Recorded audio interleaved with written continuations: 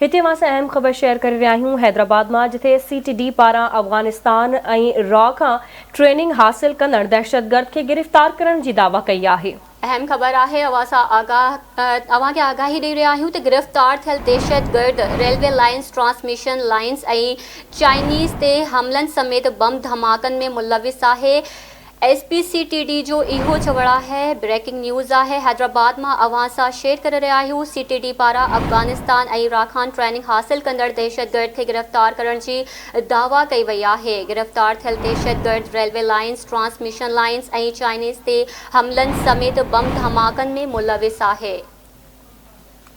वधीक तफ़सील मालूम कंदासीं सीनियर रिपोर्टर इरफान अली बुघियो खां। जी इरफान, वधीक छा तफ़सील आहिनि?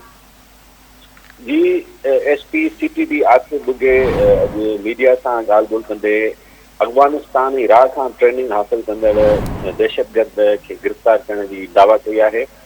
SPCTD मीडिया सां ॻाल्हि ॿोल कंदे चयो त गिरफ़्तार दहशतगर्द रेलवे लाइनुनि, ट्रांसमिशन लाइनुनि, चाइनीज़ ते हमलनि समेत बम धमाकनि में मुलविस आहे ऐं संदसि नालो जेको आहे सो मुनवीर अबड़ो ॼाणायो वियो आहे। SPCTD जो चवणु हो त गिरफ़्तार दहशतगर्द 2012 खां केतिरनि ई वारदातुनि में मुलविस रहियो आहे ऐं गिरफ़्तार दहशतगर्द वटां हैंड ग्रेनेड, बारूदी मवाद, बम ठाहींदड़ कार, बॉल बेयरिंग ऐं ॿियो मवाद हथ कयो वियो आहे। जी ठीकु आहे इरफान, वॾी महिरबानी अवां जी अपडेट करण लाइ।